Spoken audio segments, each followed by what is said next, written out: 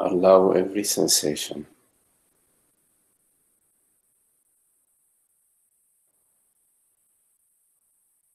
every thought,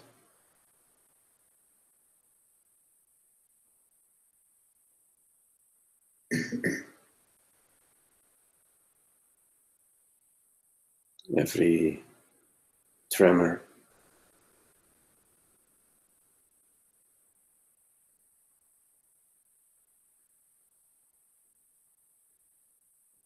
to be what it is.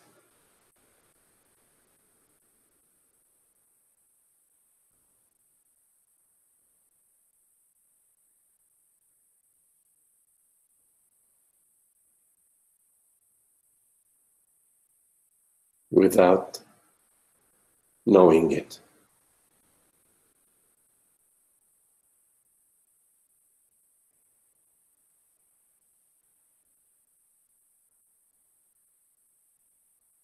Without standing apart.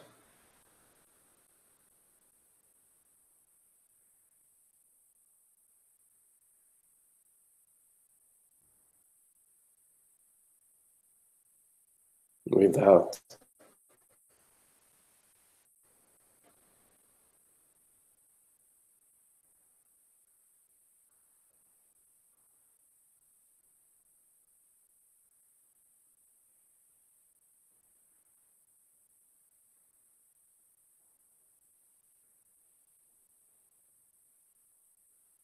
allow the breath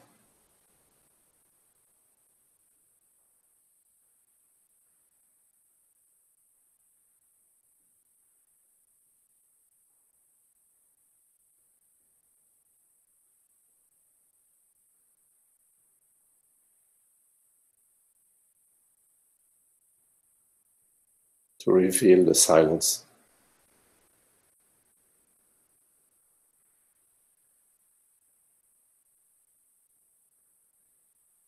In which it appears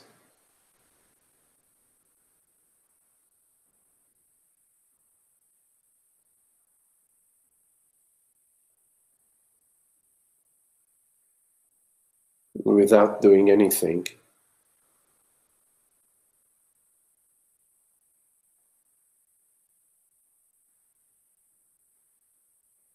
Without knowing anything.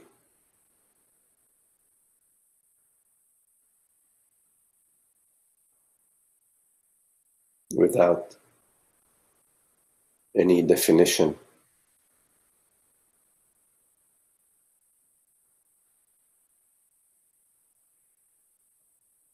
Without any form.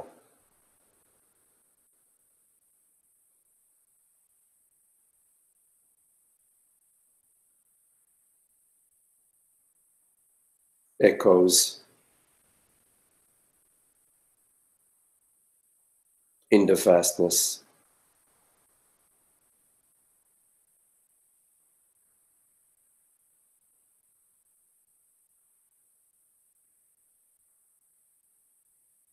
You do nothing.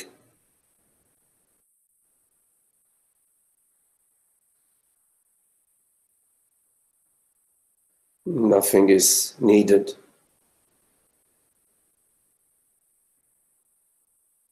Or lacking.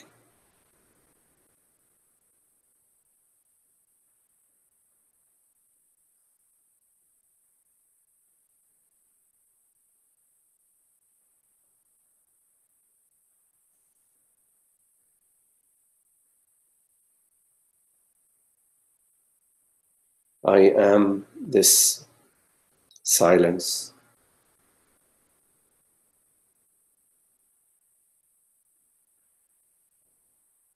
This vastness.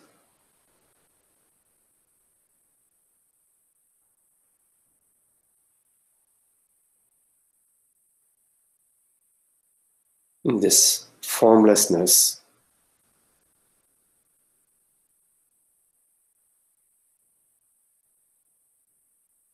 That cannot be described.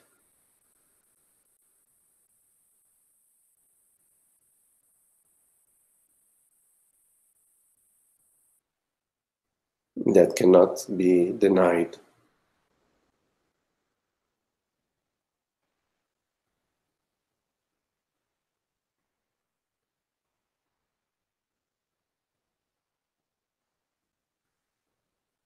That cannot be known as an object.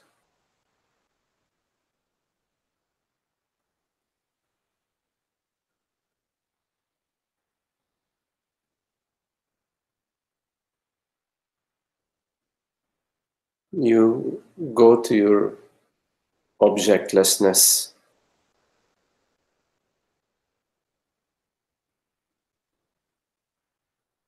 via the recognition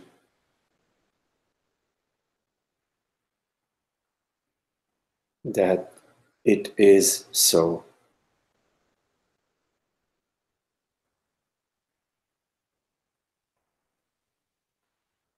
The recognition that I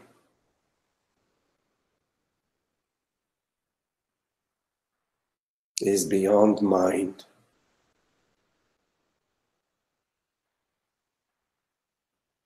is formless beingness.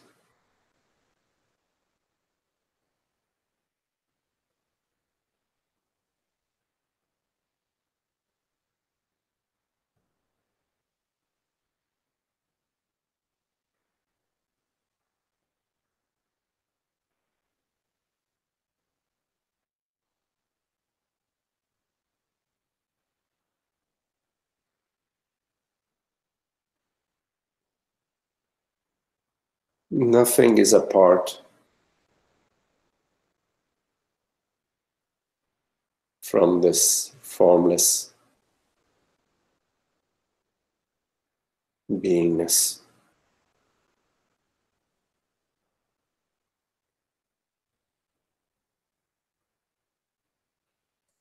It pervades everything.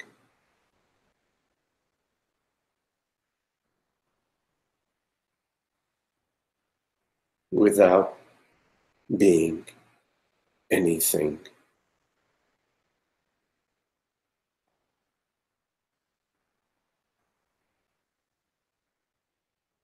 This formless awareness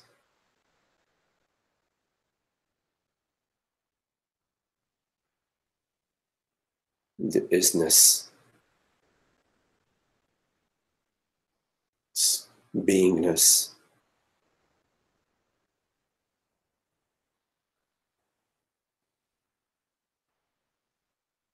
that knows itself as I.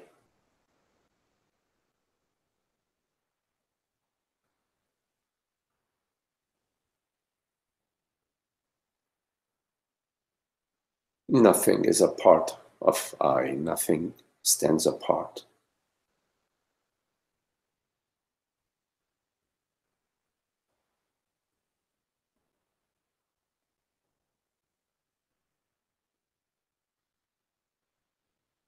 Everything I know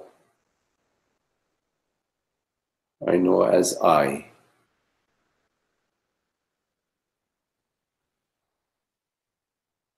Before the name, before the form, before the label.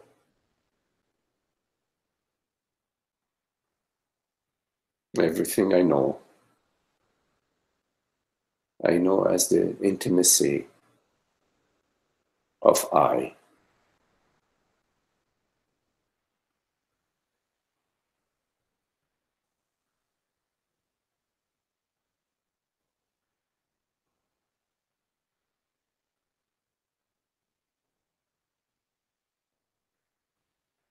Everything is within I.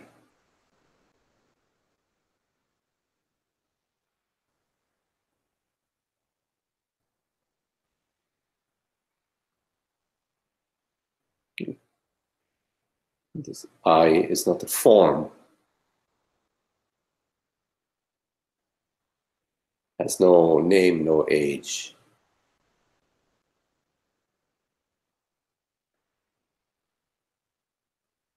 the deep stillness,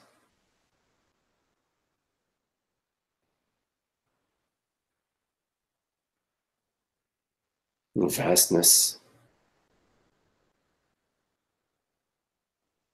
formlessness.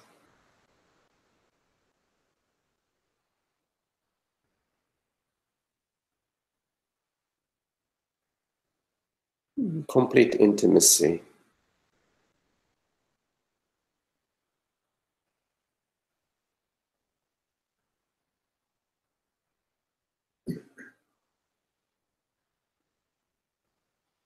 I rest as I, without ever leaving myself, without any becoming. I am.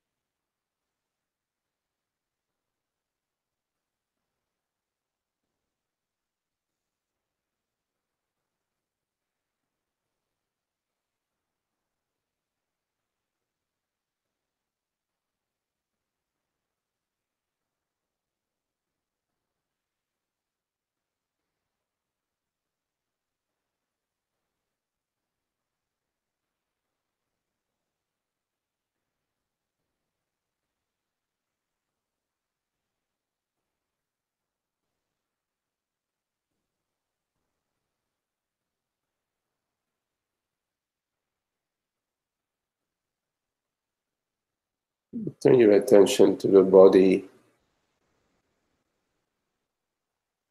Scan any place within your body that is holding on.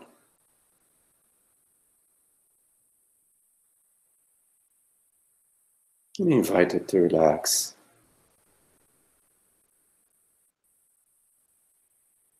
Your belly, legs, your feet, your hands,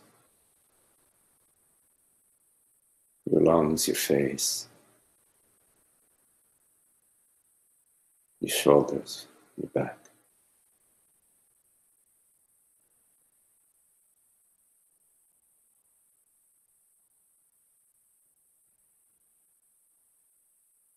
There's a lot of space,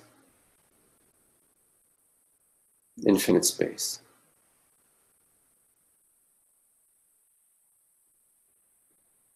We invite every sensation to rest in the space and expand in the space without any personal interest. Just a lovely invitation.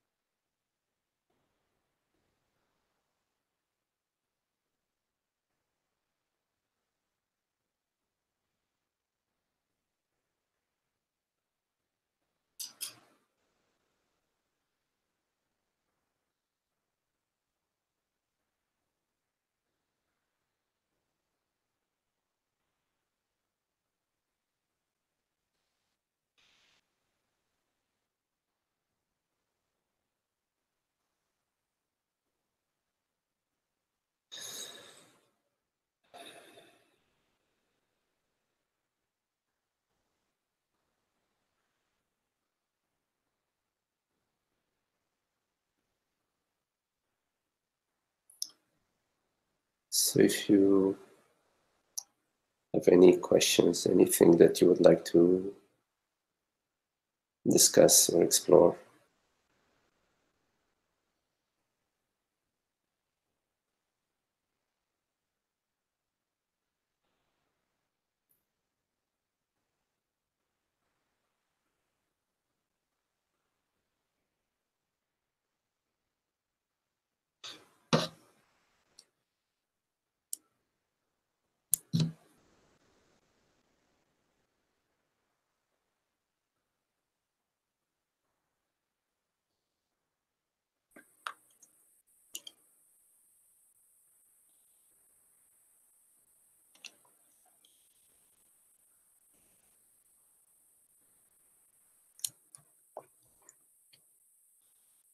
I noticed that this time of year, when weather start, they make a prediction of snow or ice or something.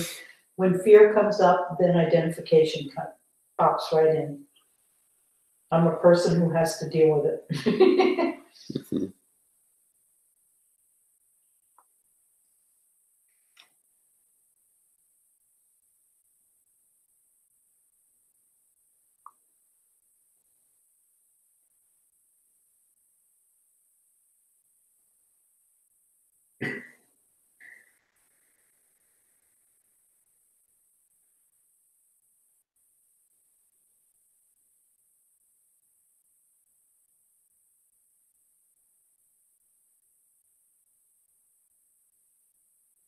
In a way, it really doesn't matter where the body is, what's happening.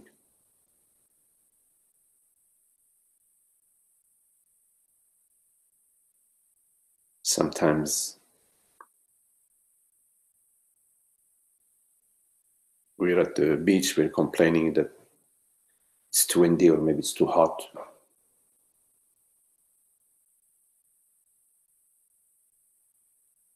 Sometimes we're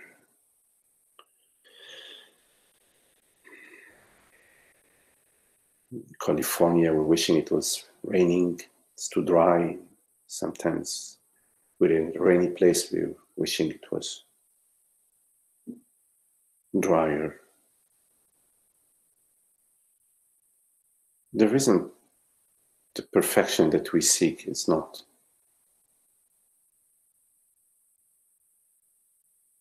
in the world, in the body, in the mind.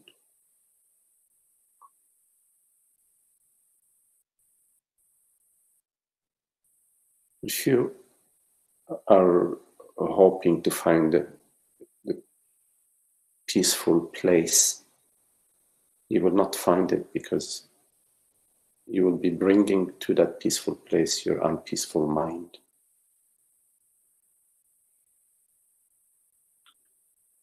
But a place that may not be peaceful, when your mind is peaceful, then the place is peaceful because your mind is peaceful.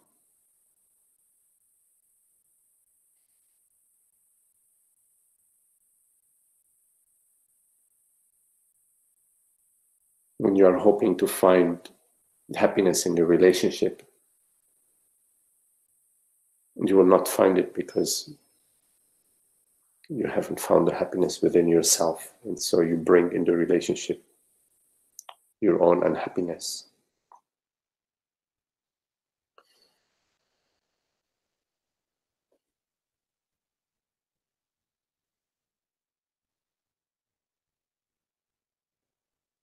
So when we notice that our mind is complaining about the world,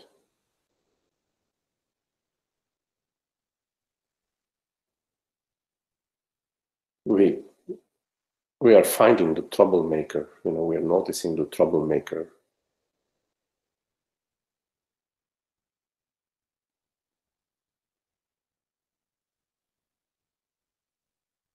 Wants to stir things up, you see. Because there is no problem with the snow, with the cold. Because we can, as best we can, seek shelter and turn on the heat and or the fireplace or put on warmer clothes, you see. It's very simple at the body level, but at the mind level, it's very different, because at the mind level, we don't like it. So you cannot put a coat or give a sweater to the mind. You see, you can give a sweater to the body, you see, or warmer temperature for the body, but for the mind that doesn't like, you cannot change the temperature. You see.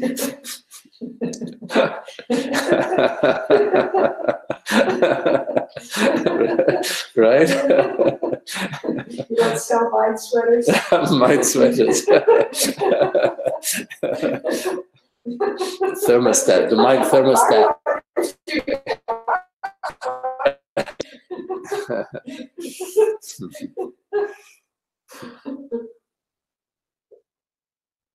But the mind is not the master, you see. The mind is within our hands to restore order, you see.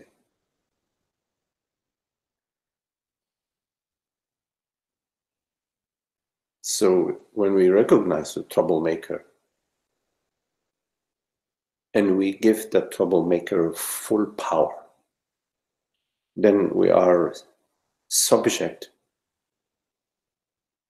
to that troublemaker. Like in the classroom, if you have your teacher and you have one kid who's troublemaker and they run the class, then you have chaos in the whole class, you see.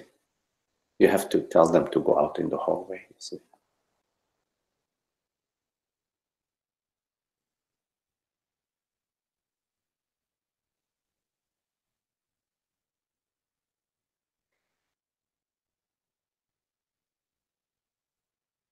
You see, the mind thoughts are not apart from you.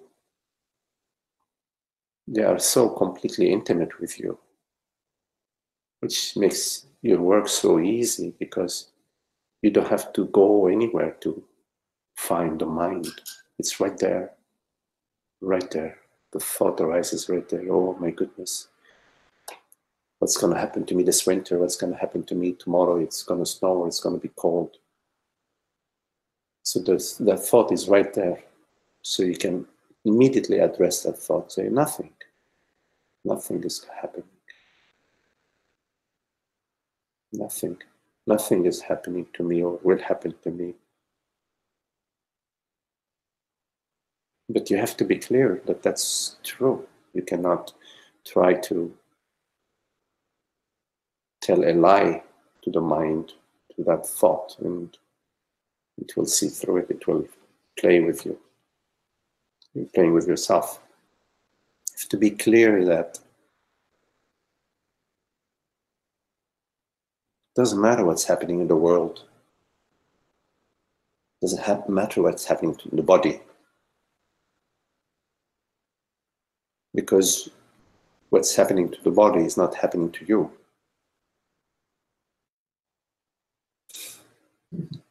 Is that a tough one?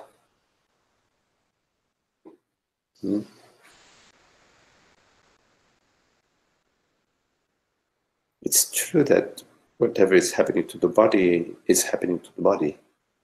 We cannot deny that, right? The body is cold. We cannot deny that. But it draws me in to start identifying with it. So we look, am I cold? We look at that. Yes, the body is cold, there is tremor and so on. And we're experiencing a weather, a bodily weather, right? But the I that is experiencing this bodily weather, that is witnessing it, that is perceiving it,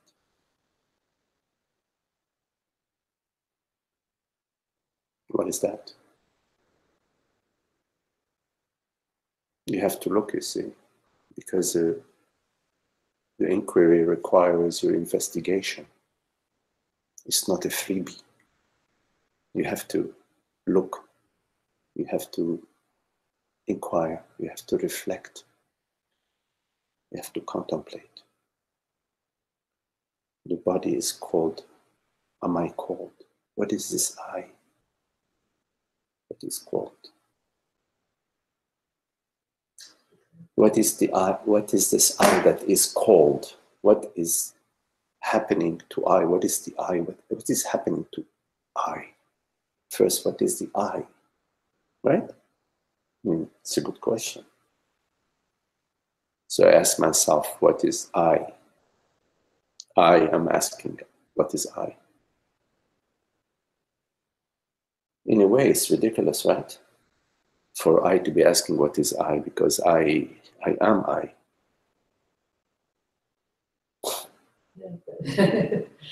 Well, we cannot. I'm not identified with Maria. Well, when I'm identified with the body, then I have chosen to be the body. Then when I say, what am I? Then my answer is, I am the body. Because I have chosen to identify with the body, right? So if I decide that, yes, I am the body, then I will experience everything that the body is experiencing as happening to I, as it's happening to I. Right? But what we are pointing to is the possibility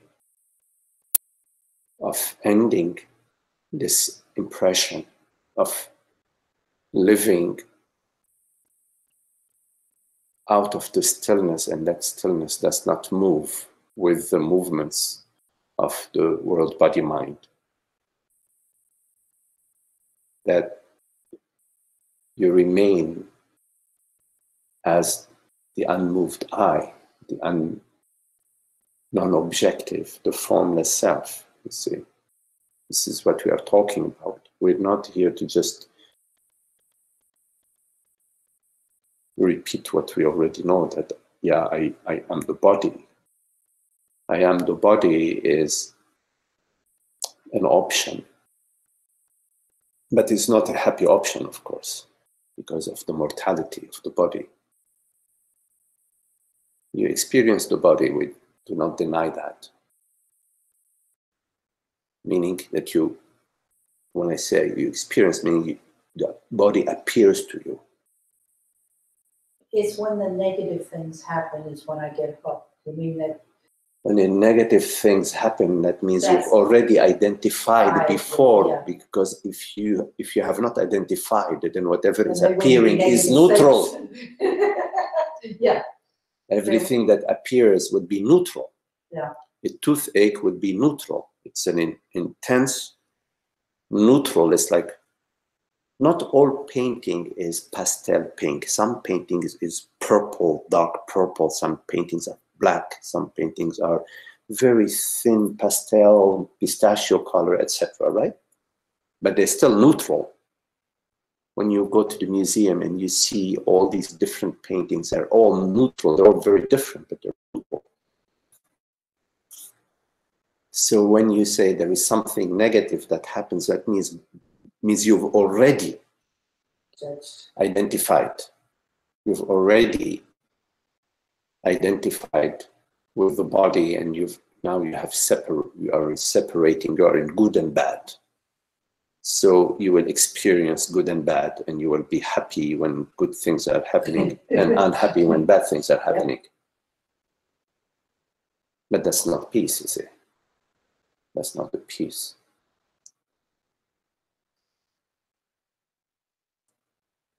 So we're not speaking about a theoretical state where we can do some kind of trick to feel the peace.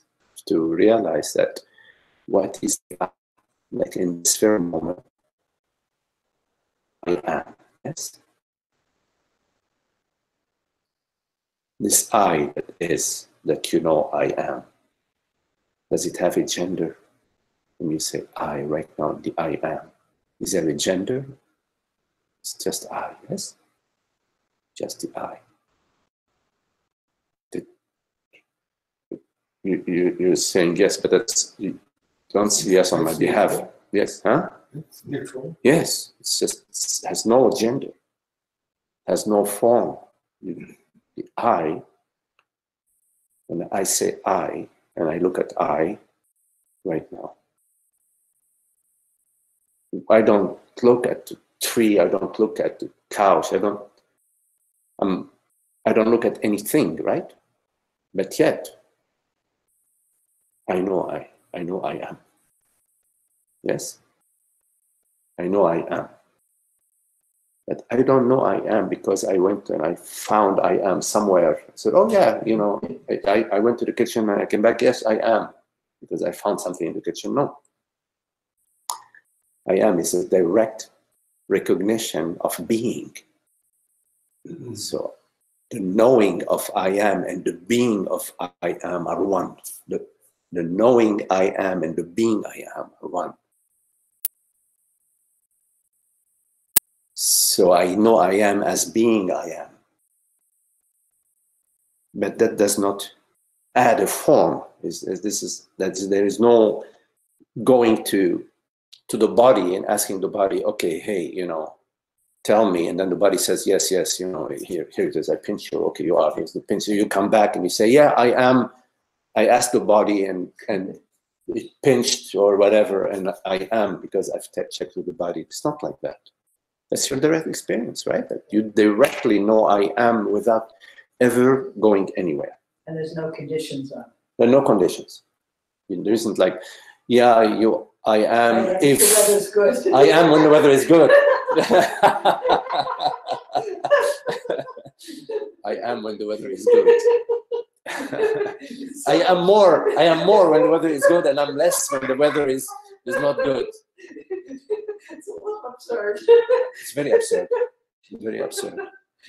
So we realize the absurdity, you see, within ourselves, you see. You have to realize the absurdity, because otherwise the absurdity would run you, would seem to be true. So you keep coming back to the truth in your experience, what's real in your experience, not what's real in your thinking, what seems to be real in your thinking. Because your thinking is so conditioned. It starts with, I am John, I am Maggie, I am Hart. It starts with that. It doesn't examine that. It starts with that as an absolute premise. And since it starts with that premise, everything that's subsequent has that premise within it. It has that premise within it. And as soon as there is the premise that I am this body-mind, then there are all sorts of conditions, because the body-mind is completely subject to conditions. Hunger, thirst, gravity, love, resting, blah, blah, you name it. Right? Social gatherings and belonging. All this at the body-mind level. I mean, look at the little child. Could be less than a year old. If the mommy or daddy leaves for 5 minutes, they are like, mama, papa, mama, papa. They cannot be still there crying. As soon as they see mommy or daddy, they're like, back to the piece. You see, the condition. That's not even 1 year old. So it starts at the body-mind level, you see. But the inquiry is always in the reality. Because if we do not inquire into the reality, we remain with the illusion. We remain with the download. We all have the download. We all know the download. I am this person. Well, what's going to happen to me? What's going to happen to my relationship? What happened to my wealth, my health, my bank account, my, I don't know, you know. This all is the conditioned. And we can live a whole life like that, you see. Concerned about me, and of course not concerned about others, you know. Watching. And then we are 8 years old. You see, the body is 8 years old. And you say, Jesus, what was that all about? it's like a rerun. You know that movie Groundhog Day? It's like it's like Groundhog Day for 70, 80 years. It's in a way like that. There isn't the freshness of being, you see, freshness of being.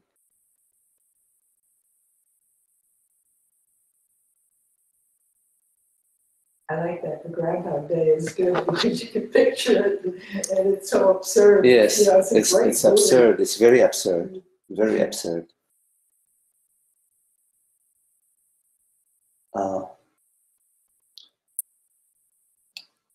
Okay. Hello, KFD. Anne, hello, Anne. Hi, Magdi. Could you say anything about experiencing as there is no one to experience? It's a question that Anne is asking on YouTube channel about experiencing as there is no one to experience. Yes. So if you look at your experience right now, you see, because best is to answer this question not from thinking about it, but from our direct experience.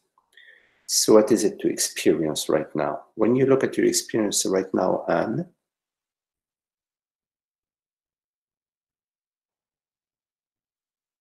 what do you find?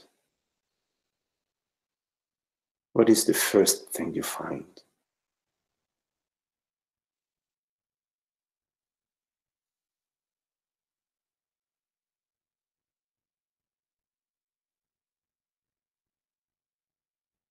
You find the silence, the stillness, because anything that will appear has to appear within the stillness, within the silence. Like the words on a page, they appear on a blank page, yes? So first there is the blank page. And then something appears. Now, this blank page, this stillness, this silence, this is what I am. The I is this stillness. You cannot give it a name. You cannot say it is someone, because it doesn't belong to anyone. It just is. It recognizes itself as I am. So the no one is this recognition of I am. It is not the thought of there is someone or there is someone or there is no one. It is the silence, the stillness of being, the I am that is not a form, that the transparent awareness. So that transparent awareness, that presence, you will always find it when you look.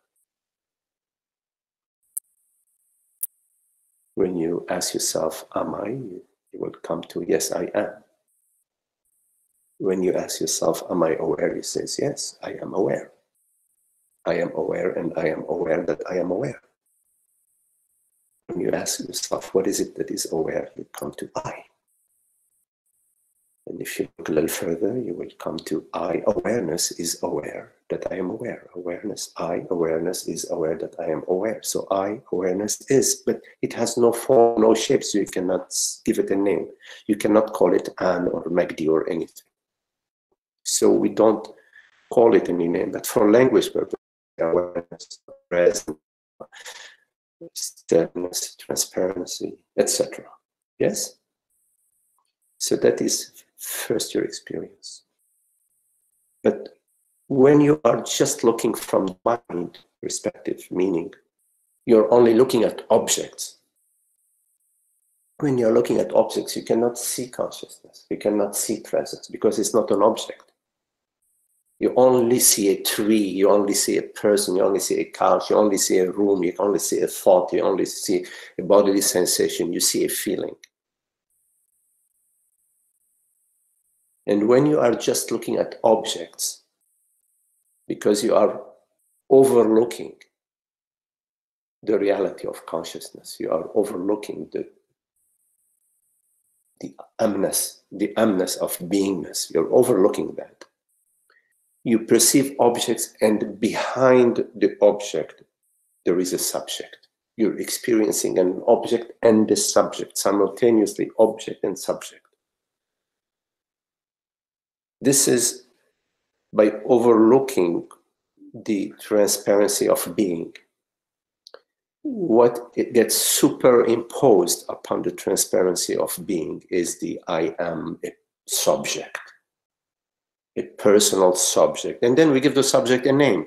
We say, what are we going to call it? Say, well, let's call it this baby that's born, we're going to call it John.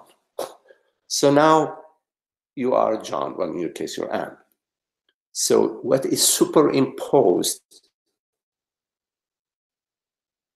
on your experience, which is really not an experience, it's the beingness of presence, the beingness of awareness. What gets superimposed upon that is Anne, the body-mind identity. And then there is a world out there. So Anne is perceiving the tree. I am perceiving the tree. I, this body-mind, is perceiving the tree. This is the default mode when we have not reached when our contemplation of the self have not reached the correct understanding. And that will be our experience. So then the question would be, well, what is the experience? What would it be experiencing when there is no one experiencing? But that question cannot satisfy you if I answer it to you from the mind level. When I say, well, an experience that has no one experiencing it is a non-experience, it really means nothing to you. What is more relevant is for you to contemplate within yourself. What am I truly? What is the reality of my experience right now? And to come to the living, established, uninterrupted knowingness of yourself as the self knowing itself,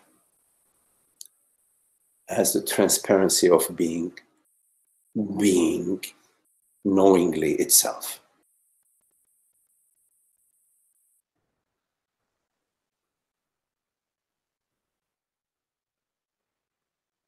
I would also say that whenever you are looking for someone, when you look at the experiencer and you say, who is the experiencer? Usually, when we look at the experiencer, we say, I am the experiencer. But we refer to that as me, Magdi. When you look closer, you will find that there isn't actually a Magdi. There isn't actually an An. There is an image or a thought that there is an An, that An is looking. There is an image, a thought. And you know, thoughts come and go. What happens to perception when the thought I, An, is perceiving is not there? It's possible that that thought is not there. It's not there 24/7, right? I mean, we would be totally schizophrenic if we have this one thought going on all the time in our mind. We would need some very serious medication. So what is it that perceives when An is not there? When that thought An is not there? Nothing. There's no such thing as something perceiving. It's just presence, beingness, awareness.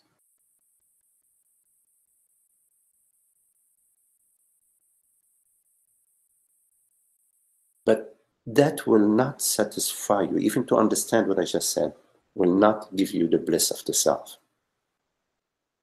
It's a little understanding.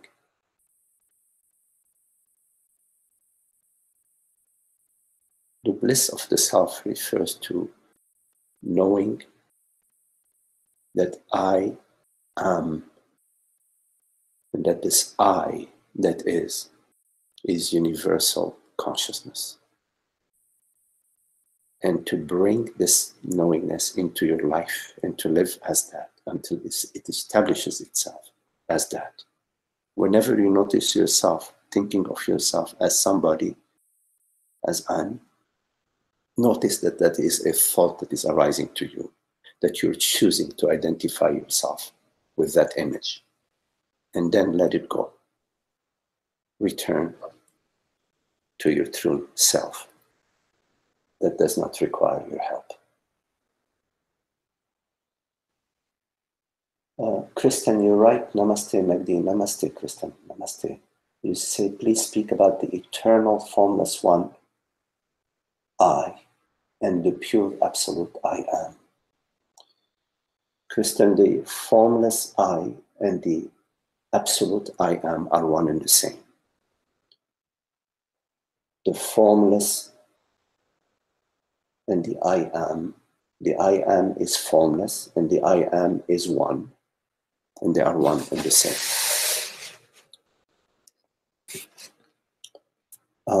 You also say the pure absolute I am that I'm referring to is also formless. Yes, correct.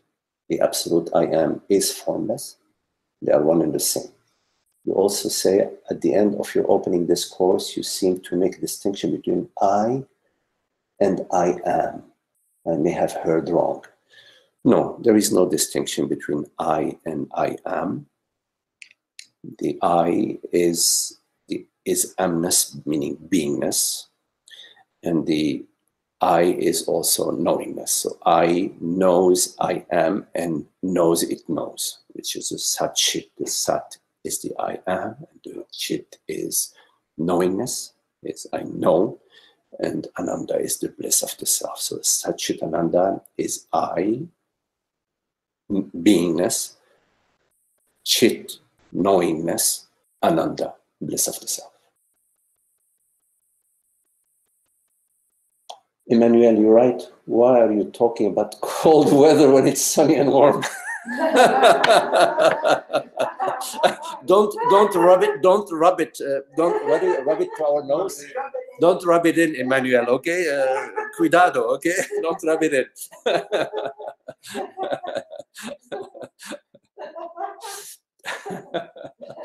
He's in Costa Rica, so he is at the beach. Okay, okay.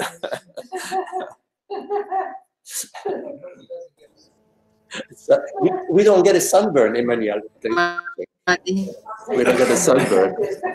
Hello, Maru.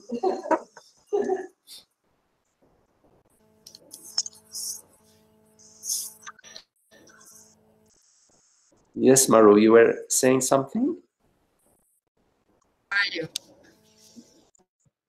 The sound is not too good, so we'll see if we can talk, okay? Okay, I can hear you now, yes? Can you hear me? Yes.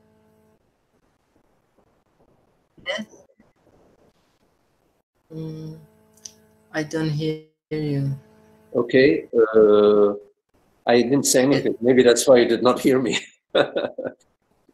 I'd write the question, okay? Okay, Maru.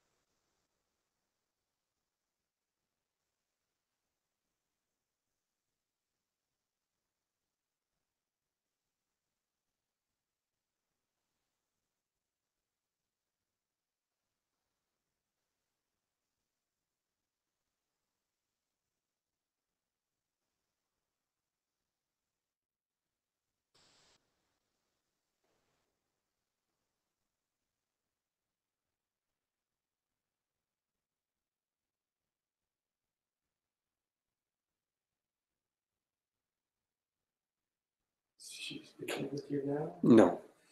I have I'm going to give an example of myself. It has to do with this, even the investigation, who am I truly and all that. Because, like, let's say I'm sitting here while we're quiet and just, usually just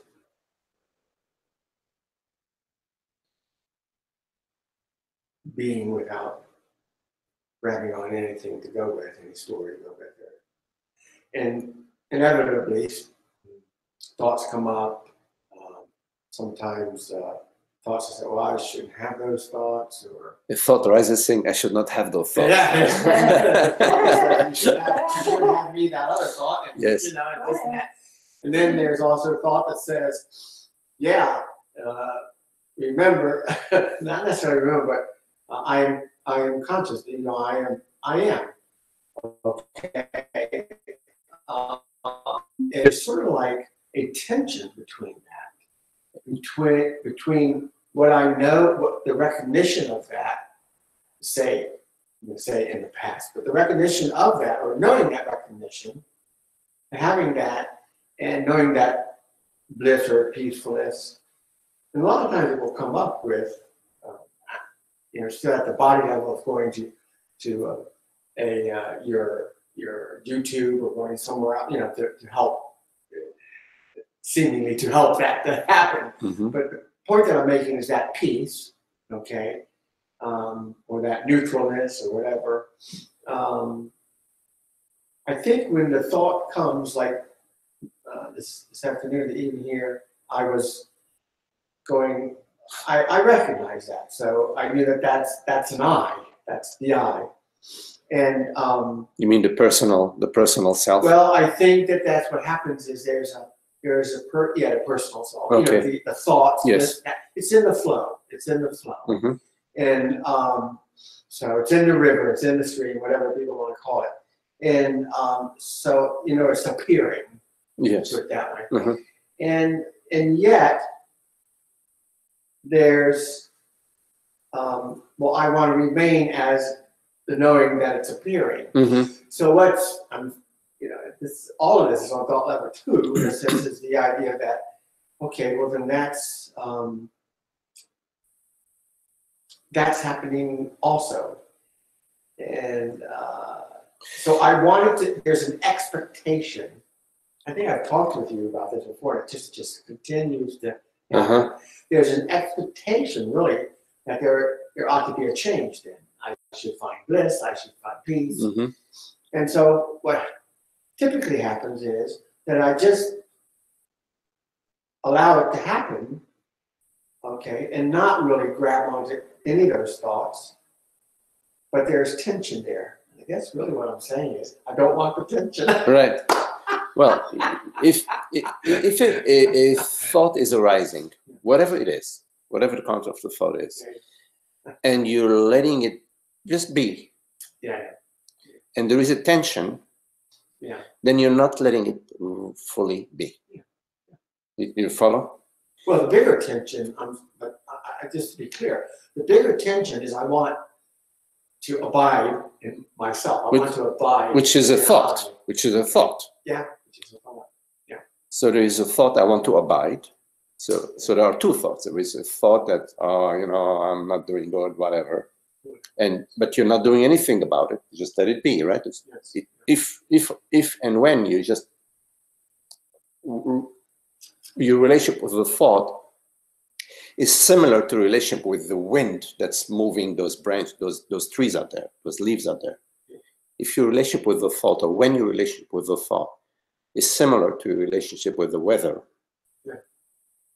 then that thought, there is no tension around that thought. Now, there may be a subsequent thought. It's this sort of almost shadowing the previous thought, and that the shadow thought is, where is this? I'd like to experience this, or I've experienced this yesterday, or when I was listening to such and such a video, I felt it. Where is it? So that thought, now, if also your relationship with that thought is similar to your relationship with the previous thought, which shows your relationship with the weather or with the wind, then you would not feel any tension. Or I would say that the tension that would start to arise with that thought, gee, where is the bliss? Because within where is the bliss, there is where is the bliss for me. I want to experience the bliss as a person, my personal bliss, because universal bliss has no personal experience. It's a recognition. But when the thought arises, where is the bliss, in parentheses or in small print for me, there is the start of a contraction.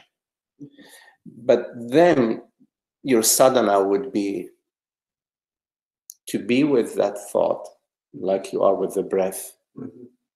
With breath. Then that initial rising of the tension will not be fed, will dissolve. So when your relationship with everything is similar to relationship with the breath or with the tree in the yard, yeah, I don't have any. The tree is in the yard. It's, yeah, a bird could land on it or not. The wind could blow and move it or not. When your relationship with everything is like that, then your sadhana is on point. And you will find that this tendency of the contraction to settle itself and to build its root within your body doesn't have the tools to do that. You see. Now,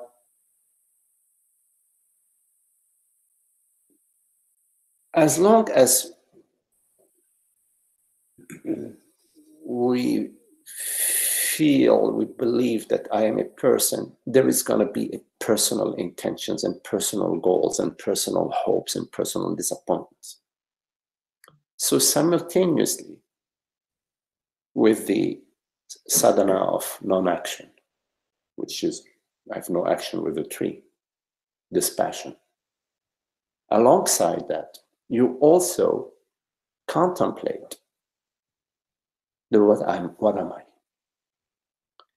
Because the I am, the body mind, is a root, is the original separation from beingness. You have to also go there and hammer it out. You have to also go there to what am I? What is I? What is I for I? What is this I for I? The I is, you can't describe it. Of course, you can describe the body, you can describe the table, you can describe the computer, you can describe the tree. You can describe the hand, but you cannot describe I. So simultaneously with the sadhana of non-action and dispassion, there is this, the inquiry, the Atma Vichara. What am I truly? What am I? You know, I think now that my thoughts there's a part that's felt, it feels like it's in here, in a way, it's just all the body part as well.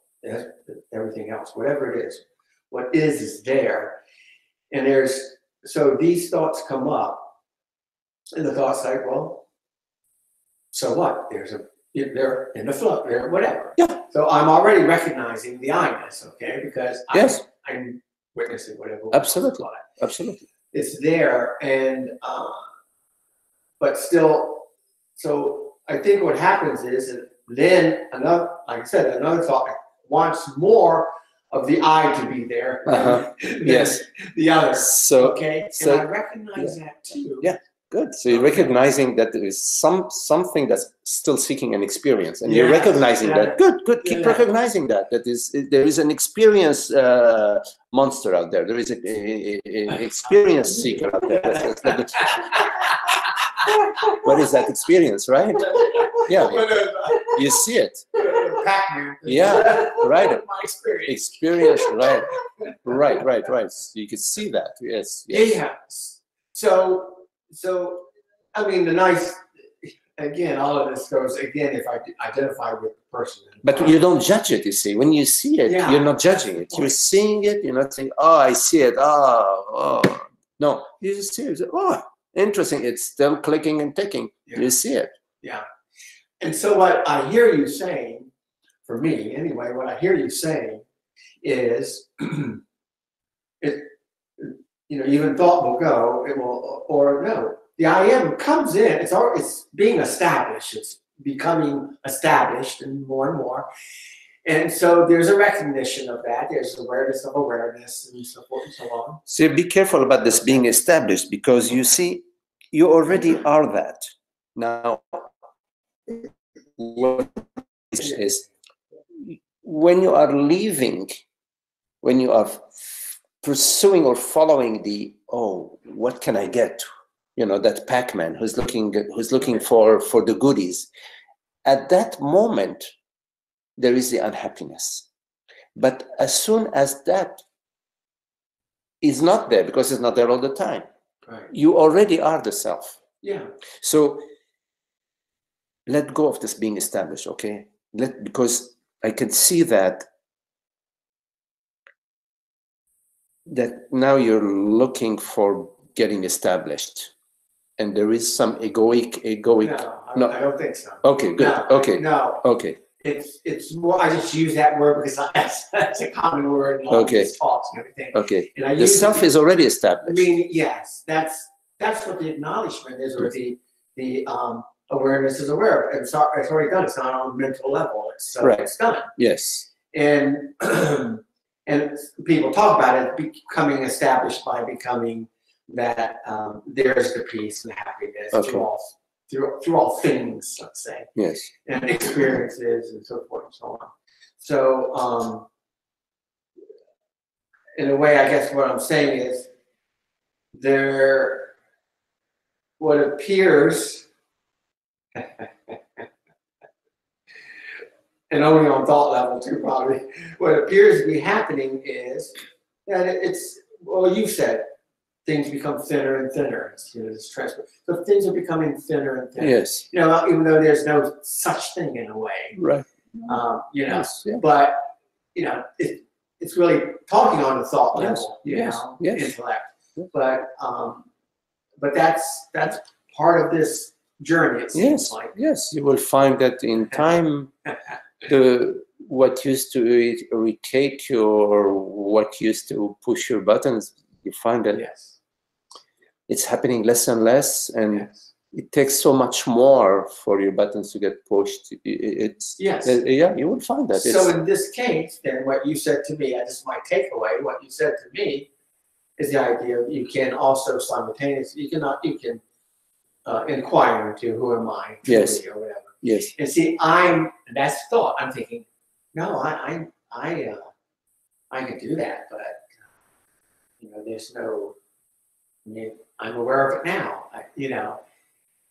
You just true. follow what really resonates for you. Yeah. In the satsang there are many things that are shared, and some things resonate for you now or maybe later. You never know, and it will speak to you, or it will just happen on its own. You will find yourself without even thinking about it. You may find yourself. Yes.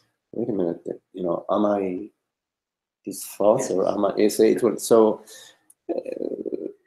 it's just it works on its own in a way. You see, it does happen. Yes. Yeah. At the same time, apparently, it's okay for me to, because that's all thought. It's okay for me then to inquire.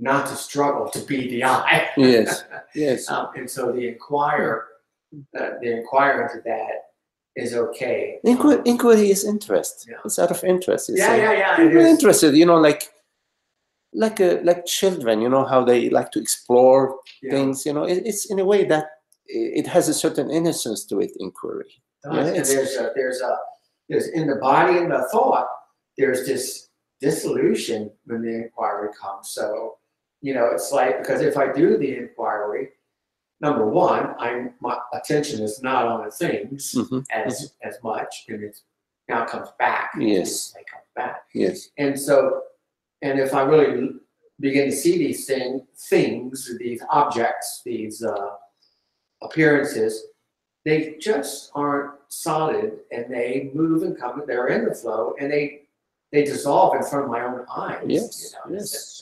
Yeah. It's the emptiness of form. In fact, Yeah. like all forms in their substance are empty, and you get to the movement is the shift. I would say is from having an objective reality to seeing sort of through that objective reality and come to see that in fact it's objectless, it's formless. And all of that sort of unfolds as part of our contemplation. It's you could say it's sort of a ripening in our contemplation. And yes, you will find a shift in your experience, in your perceptions, from sort of object subject to more the whole thing being, I use the term transparency or intimacy, or formlessly. The form starts to reveal its formlessness, which is its essence, you see. Yes, it's, yeah.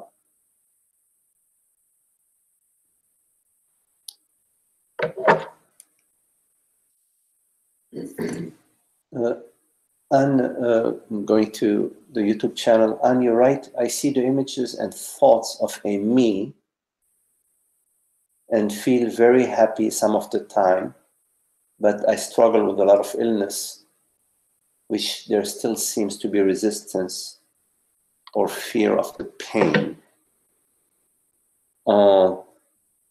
When illness is not there, I'm very happy and free, but when it is back, I'm miserable. That is a repeating pattern. And the illness, of course, you do the best you can with getting the best treatment that you know of for the body illness. But the illness is at the body level. It is not at the eye level. And if you are feeling miserable or unhappy with the illness, you are identifying with the illness of the body, and it is unavoidable for you to experience the misery of the illness of the body when you are identified as the body. All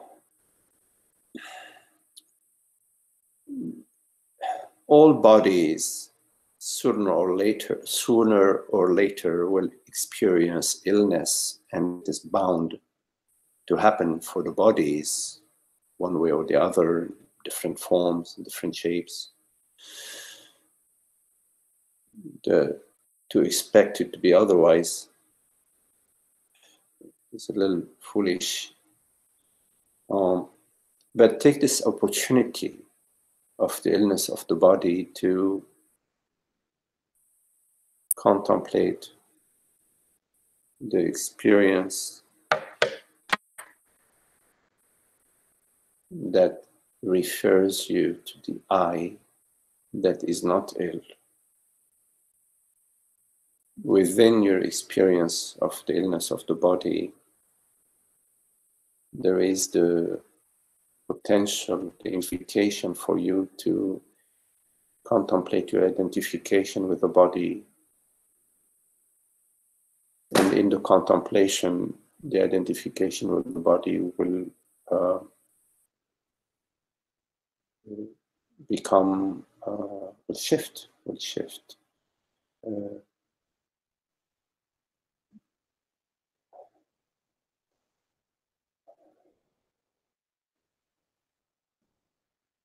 Illness of the body appears as sensations, as bodily sensations. And when there is a resistance, then those bodily sensations become feelings, and then they can become emotions about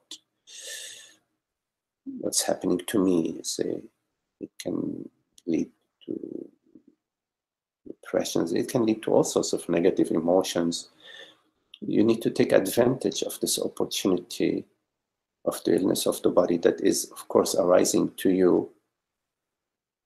It's very particular to you. It's not an accident. It is arising to you for you, not to punish you, not to make you suffer, but to help you to find that place that is not ill. There is the illness, and there is that perceives the illness that is not ill.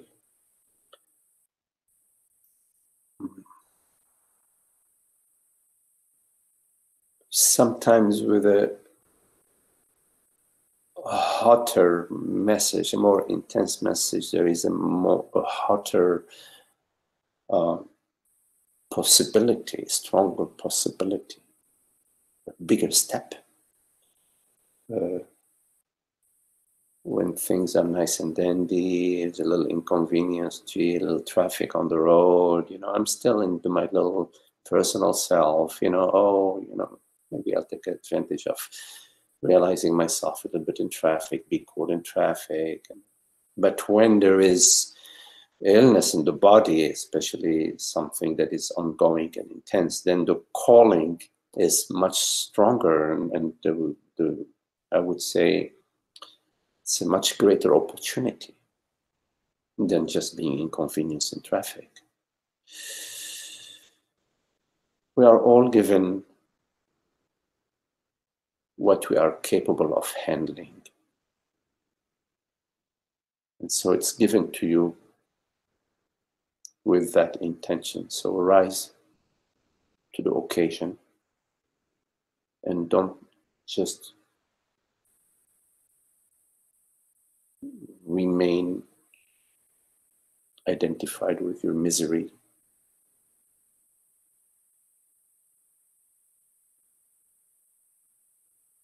And do your best, the best you can, of course, for the body to help it in its cure and to reduce the pain. Okay.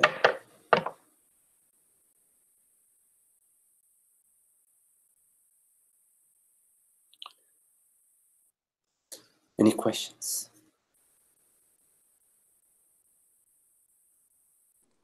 Magdi? Yes. Hello, Zoe? Yes. Yes, hello, Zoe. Can you talk about holding on to the eye, following it to its source? There is only one I, there's only one reality that is second to none, and there is no one to hold on to it. It is itself. It already is itself. The I is the I, and there is no one to hold on to it. Recognize that in this very moment, it is I that is. There is only I that is, one I. It's a recognition that is not in time. It's a recognition in the timelessness of beingness, the timelessness of presence. So whenever the unhappiness of the personal self arises, meaning whenever you feel and experience that you are Zoe, that you are a person, you're a woman, or whatever you are, teacher, whatever, identification arises at the body-mind level, there will be unhappiness, and you need to become sensitive to this unhappiness and not dull to it. You don't become callous to the unhappiness, become sensitive to it so that you don't become habituated to unhappiness. Don't go further, don't take further steps towards what is unhappy. Just stop at that moment.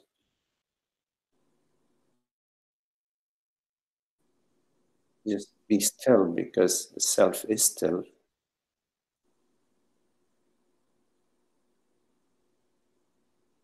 It is in not feeding the personal self by the practice of non-action and dispassion at the world body mind level. That the personal self doesn't get deeper and deeper rooted, doesn't get aggrandized.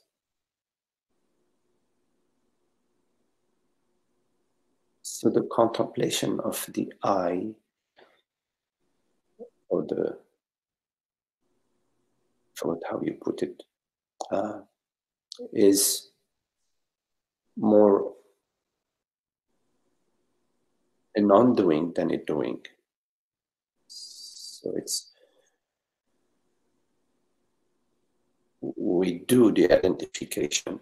We do not do the beingness. Beingness is. But the identification is something that we do, meaning we pursue the sensations, we pursue experiences, we are seeking something out in the world, body, mind. Of course, all this is relative language, because in fact, there is nothing happening. But it's not sufficient for me in the teaching to say there is nothing happening, period. That's the teaching. No, there really have to use this relative language until you comprehend. There's a silent comprehension of there is nothing happening that is beyond the thought. There is nothing happening beyond the words. There is nothing happening. But in this, there is nothing happening. There is a pursuit of experiences in the world. Even spiritual experiences are a sort of pursuit, because the I already is and is whole upon itself.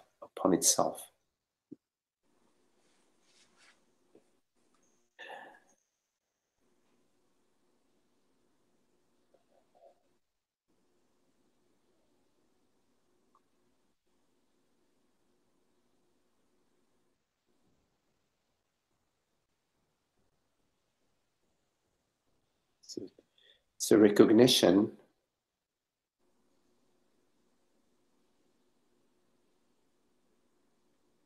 that before any arising, I am. And also, any arising is the I am. So the I am is not just before the arising, it's also during and within the arising. And the arising of the I thought, the being, is a mind impression that the I that is a personal self and needs to accomplish something in the world.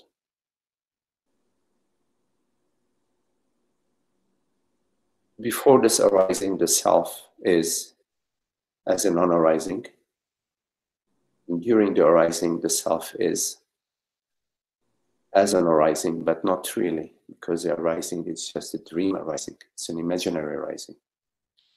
Because the self is beyond any arising or non-arising. It is not something that can be grasped by the mind, because the mind is holistic, but it's something that you can comprehend as your very being, as the I that is. It is the I that is, that right now is, perceives, hears these words, and remains as I, unmoved, unchanged, unaltered by whatever it's creating, perceiving. Out of itself, it remains as the I. This recognition is, I think, what your question was about. Yeah, I've heard that many times, that hold on to the I and follow it back to its source in different readings. And when you just said that about, but there's only one reality, that just made it just pop to the bubble. I don't know, what you just said made sense. Thank you, Magdi. Yes, there are different pointers that are shared at different points in time, and the teaching is not about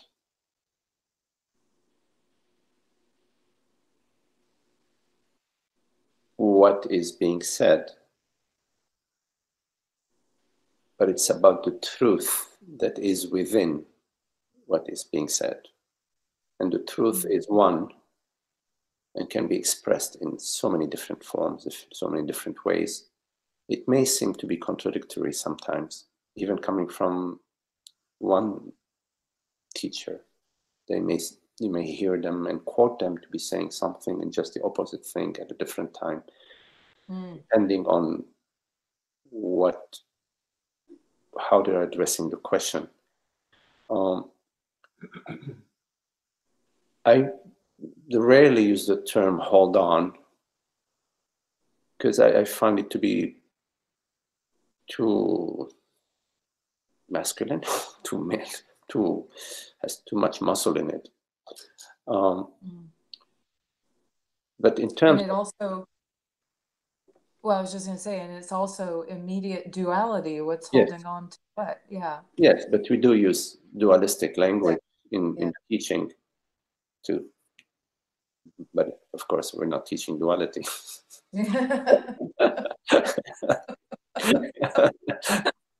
No, we already got that down. Let's graduate from non-duality first, and then we'll go to duality.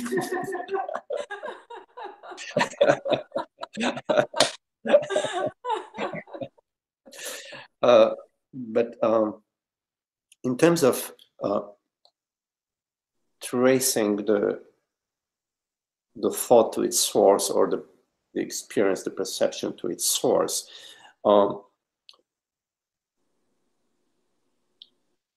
everything that appears refers to that which knows it, right? It refers to everything that appears. In other words, the known refers to its knowingness. Yeah.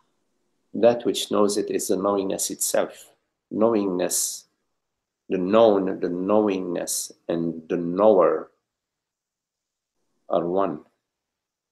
So tracing your thoughts or experience to its source is a way of speaking sometimes in the teaching that is pointing you to contemplate the self, contemplate the reality, contemplate the I am, or contemplate the non-duality of the subject-object. That in your experience, anything that you perceive refers to that which perceives it. the reality that knows it. And when you contemplate the intimacy between that which is known and the knowingness and the knower/knowingness, or let's say the knower of that which knows it, you will find that there is complete intimacy. And this is what we refer to as knowingness. So known, knower, and knowingness are one. So yes, sometimes there is that teaching. There are so many pointers and ways, reasoning ways and teaching ways that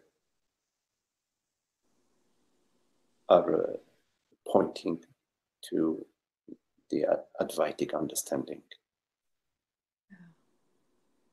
Thank you. Okay, Zoe.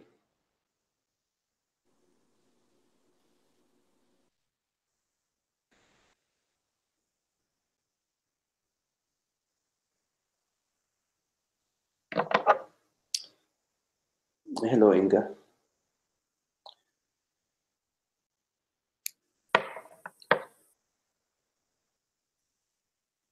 Okay, any questions? I have a question. Yes, Holly. Sorry,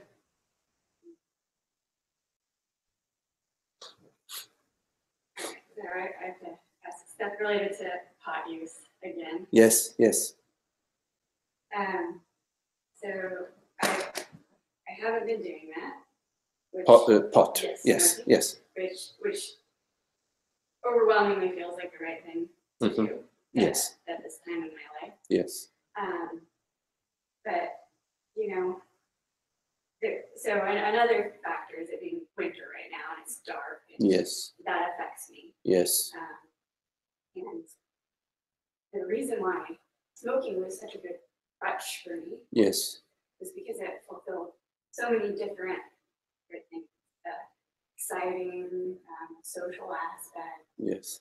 you know, a myriad package of goods that I got from it. Yes. So now being away from it, I feel almost psychologically like a child who's had their favorite toy Taken away. Yes. I feel, and I was that type of child, you know, who would have those sorts of emotional responses. Yes. So a result right now is I feel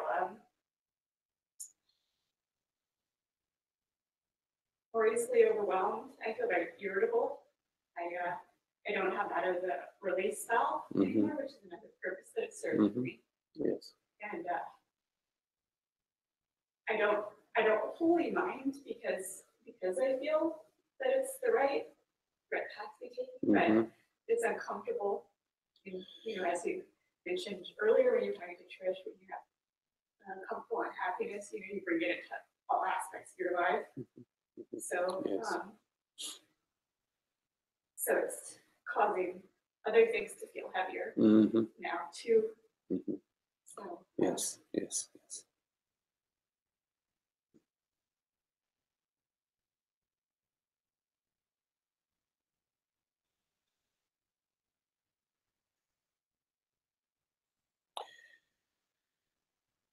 Well, whenever there is a significant change in our life, it's normal that we will experience some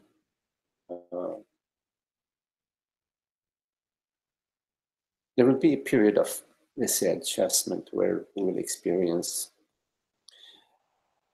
sense of loss, maybe some discomfort. We will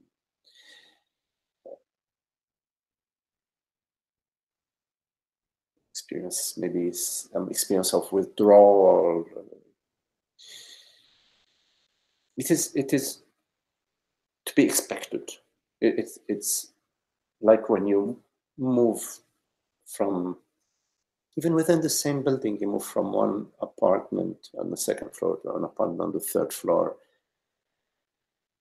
You will experience something of the sort. When we when the body is sleeping and the body wakes up, there is also a period of.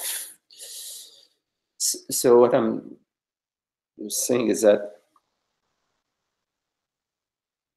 to a certain extent, it's normal to be experiencing these things. Nothing is wrong. Nothing is off.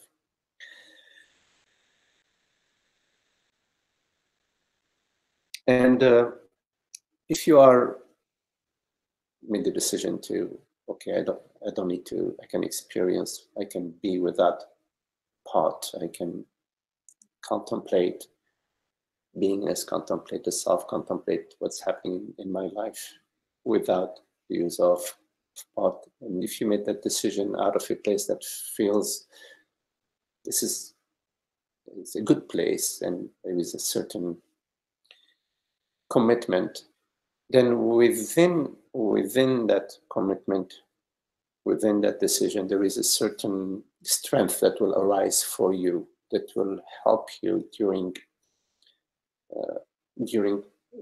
those times that are testing for you, which are unavoidable. There will be these times of testing like you're describing them, but the strength is there too. This is the strength of the commitment, of the decision, and the sense that yes, this is the right direction for me now, and I'm going to do that. In all practices, there are sometimes disciplines that or certain activities that we engage in that require a certain determination and a certain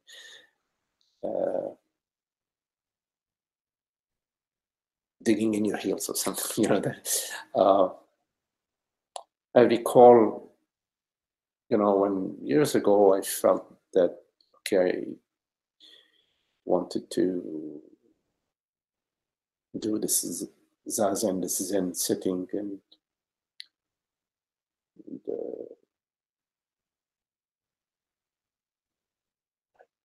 not used to this stuff, but somehow something within me, there was a long period in this case of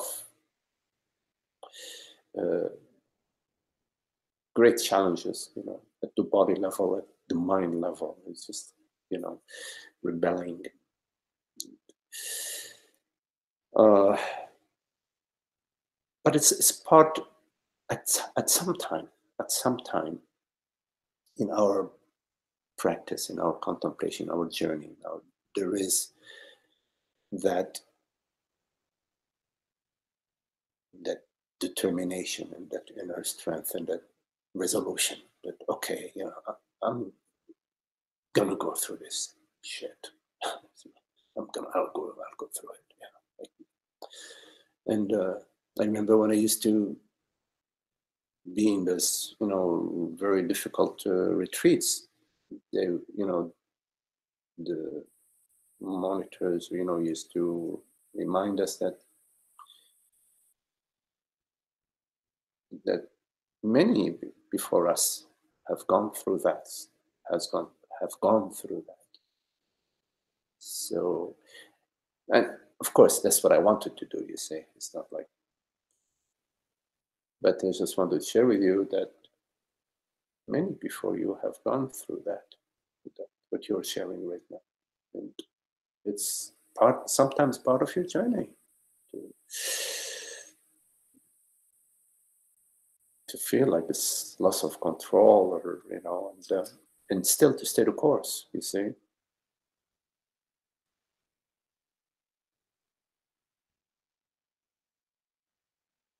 It develops inner strength. It develops other qualities within yourself that are there, that will arise for you, and you will find great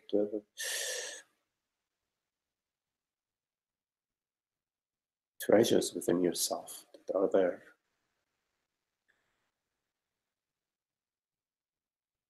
I recall also when I stopped smoking pot, when I decided to stop smoking pot, that was quite challenging, especially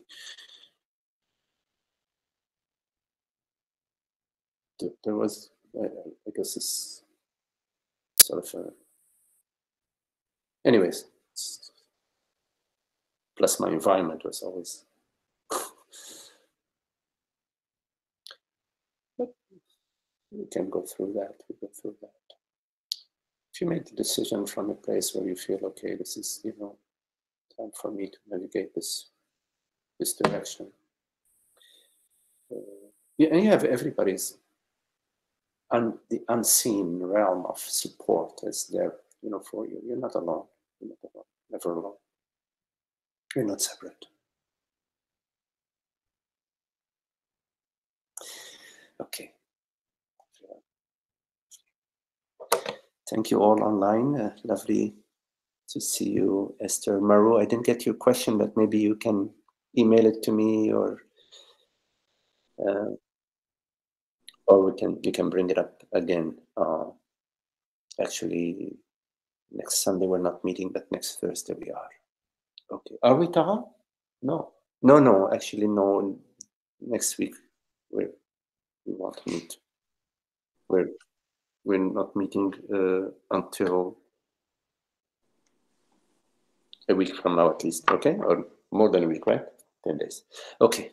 Namaste, everyone. Thank you, Magdi. Okay, Zoe. Okay. Thanks, Magdi. Okay, Esther, lovely.